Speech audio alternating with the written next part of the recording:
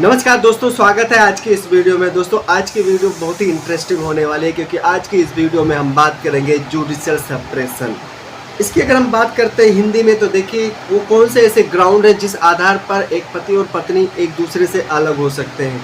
तो दोस्तों आज जितने भी प्रमुख ग्राउंड है, जो महत्वपूर्ण ग्राउंड है, आज उस टॉपिक पर हम बात करेंगे। वीडियो बहुत ही इंटरेस्टिंग और बहुत ही इन्फॉर्मेटिव होने वाली है क्योंकि आज की इस वीडियो में बहुत सारे लोगों के जो उनके कन्फ्यूज़न होते हैं कि आखिर हम पति पत्नी एक दूसरे से कैसे सेपरेट रह सकते हैं, तो उसके लिए क्या ग्राउंड है, इस पर हम बात करेंगे। दोस्तों वीडियो बहुत इंटरेस्टिंग होती है और साथ में ये भी बात करेंगे कि जब जुडिशियल सेपरेशन हो जाने के बाद में अगर हो जाता है, मतलब एक दूसरे से अलग हो जाते हैं या होने के जब परिस्थिति आती है, तो वहाँ पर महिलाओं को क्या अधिकार दिया गया और पुरुषों को क्या अधिकार दिया गया है। वीडियो शुरू करते हैं। दूसरी बात, इस वीडियो को एजुकेशन पर्पज़ से बनाया गया है, तो अगर कुछ लोगों को नहीं समझ में आता तो इस वीडियो से दूर रह सकते हैं या कोई उनको दिक्कत हो रही है। बाकी आप लॉ स्टूडेंट हैं या कॉमन मैन है, अगर आप लीगल नॉलेज को इन्हेंस करना चाहते हैं तो बिल्कुल सही जगह पर आए हैं। अपने टॉपिक पर पहुंचता हूं और वीडियो शुरू करते हैं। देखिए, हिंदू मैरिज एक्ट में जुडिशियल सेपरेशन के बारे में बताया गया है। तो जो हिंदू मैरिज एक्ट है 1955 की धारा 10 में जो जुडिशियल सेपरेशन होता है, जो मतलब एक कपल दूसरे से अलग होते हैं, उनके बारे में व्याख्या की गई। फिर चाहे हम 13 ले लें, धारा 13 ले लें, उसमें भी है कैसे अलग हो सकते हैं। 13 भी, और हिंदू मैरिज एक्ट 13 भी, 13 ये अलग होने के अलग अलग रीज़न बताए गए, अलग अलग सेक्शन में उनकी व्याख्या की गई है। अब बात ये आता है कि वो कौन से ऐसे ग्राउंड है जिस पर पति या पत्नी एक दूसरे से अलग रहने के लिए कोर्ट से डिमांड कर सकते हैं। तो पहला जो है वो एडल्ट्री। कोई भी पति या पत्नी होता है, अगर वो एडल्ट्री में इन्वॉल्व होता है तो उसमें से किसी भी पार्टनर में से कोई एक जुडिशियल सेपरेशन के लिए कार्रवाई कर सकता है। एडल्ट्री वैसे तो हमारी सुप्रीम कोर्ट द्वारा उसको और नए कानून द्वारा जो BNS है उसके द्वारा उसको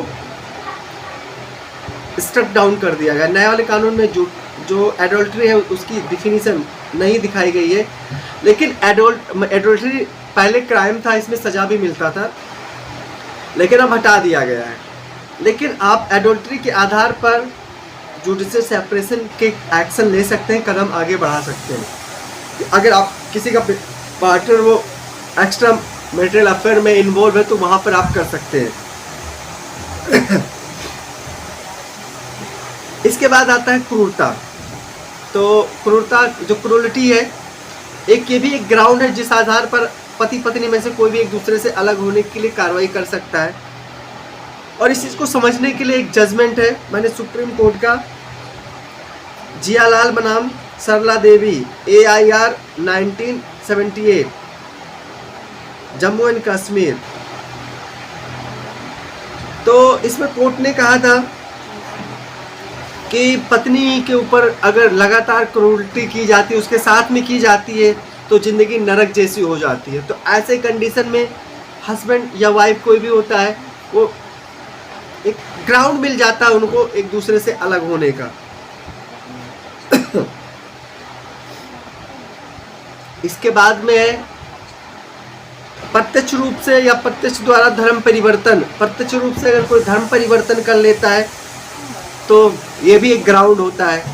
कोई हिंदू है मुस्लिम बन जाता है, या कोई मुस्लिम है कोई हिंदू बन जाता है, तो वहाँ पे जुडिशियल सेपरेशन का एक बहुत ही बड़ा ग्राउंड मिलता है। और वहाँ पे कपल में से कोई भी मांग सकता है। खासतौर पर वो मांग सकता है, जैसे हस्बैंड, अगर हस्बैंड है वो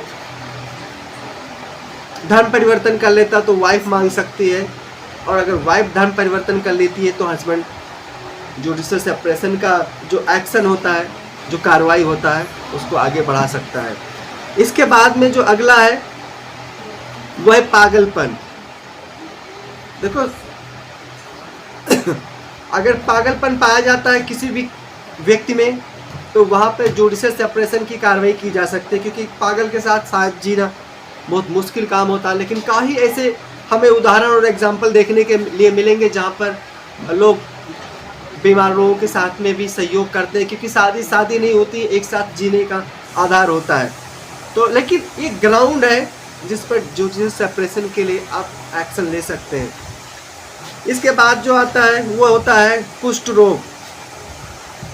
एक कपल में से कोई भी पार्टनर में से कोई भी अगर मेंबर है, कोई भी पार्टी है, वो कुष्ठ रोग से पीड़ित है, तो एक दूसरा व्यक्ति जुडिशियल सेपरेशन मतलब उनसे अलग रहने के लिए, अपने पार्टनर से अलग रहने के लिए, उसको डाइवोर्स देने के लिए, या जो भी उसका इच्छा होती है वो कार्रवाई कर सकता है। ये एक ग्राउंड है। इसके बाद में एक संचारी रोग होता है, से पीड़ित होना व्यक्ति को, जैसे कुछ जानलेवा बीमारी होती हैं, जो कि जैसे कि मैंने आप लोगों को बताया था शुरुआत में, हिंदू मैरिज एक्ट 1955 की धारा 10 में इसकी व्याख्या की गई है जुडिशियल सेपरेशन की। तो इसमें होता क्या, कोई भी पक्षकार होता है जो बहुत ही घातक बीमारी से पीड़ित होता है, जैसे एड्स हो गया, इसके अलावा कैंसर भी हो सकता है जो लास्ट स्टेज का होता है, या बहुत से सारे ऐसे बीमारियां जिनके इलाज संभव नहीं है, तो वहाँ पर भी जुडिशियल सेपरेशन के एक्शन लिया जा सकता है। इसके बाद में जो अगला है वो ये है, कोई भी आप अगर पार्टनर में से कोई भी पार्टनर अगर वो सन्यासी हो जाता है, मोंक बन जाता है, if any person become a monk, so after that a partner have a right to ask the judicial separation, ask the divorce. मतलब अगर कोई भी व्यक्ति, एक कपल में से कोई भी सन्यासी बन जाता है, मोंक बन जाता है, उसको समाज और समाज के रीति रिवाज से कोई मतलब नहीं होता है, तो वहाँ पे वो डाइवोर्स मांग सकता है या जुडिशियल सेपरेशन के लिए कार्रवाई आगे बढ़ा सकता है। इसके बाद में कोई भी पार्टनर है वो 7 वर्षों से लापता हो, कोई भी पार्टनर है वो 7 वर्षों से लापता है, उसका कोई अता पता नहीं है, तो वहाँ पर भी जुडिशियल सेपरेशन का कोई भी, अब मैं ये नहीं कहता हूँ पति अलग हो या पत्नी, कोई भी अगर एक दूसरे से 7 साल से अलग हो, एक दूसरे से कोई अता पता ना चला हो, तो वहाँ पर जुडिशियल सेपरेशन की बात की जा सकती है, वहाँ पर मांगी जा सकती है। देखिए इसमें कुछ विशेष अधिकार हैं पत्नी के, उसके बारे में बात करते हैं, उसके बाद वीडियो ख़त्म करेंगे। इसको याद रखिएगा, ये ग्राउंड है, इन ग्राउंड पर आप आगे बढ़ सकते हैं। तो इसमें अगर हम बात करते हैं, बहुत सारे अधिकार पत्नी को दिए गए हैं, जैसे जो 30 हिंदू मैरिज एक्ट है, धारा 13 है, उपधारा 2 है, पत्नी को विशेष रूप से प्राप्त है, जो कि विवाह से पूर्व पति की कोई पत्नी जीवित होना चाहिए, ये भी जुडिशियल सेपरेशन। और पत्नी को भी, अब पति को, दोनों को राइट है, अगर ऐसी गतिविधियों में कोई भी पाया जाता है, ऐसी परिस्थिति में पाया जाता है, ऊपर के जो मैंने अभी आप लोगों को एक एक बाई वन आप लोगों को काउंट करवाया हूँ, अवेयर करवाया हूँ, तो वो जुडिशियल सेपरेशन के लिए मांग कर सकते हैं। देखिए जो न्यायिक पृथक्करण की जो डिक्री होती है, प्राप्त करने के लिए पत्नी को कुछ विशेष अधिकार प्राप्त है, या विशेष अधिकार की संख्या 4 है। ऊपर वर्णित अधिकार पति और पत्नी दोनों को प्राप्त है। जिन अधिकारों को हम आप ऊपर बात कर चुके हैं वह समान रूप से प्राप्त होते हैं सभी को, ठीक है।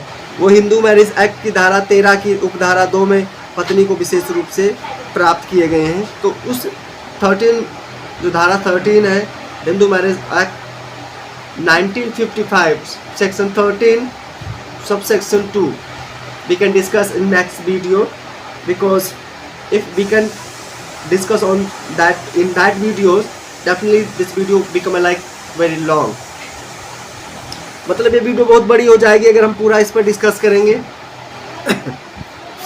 तो इसमें देखिए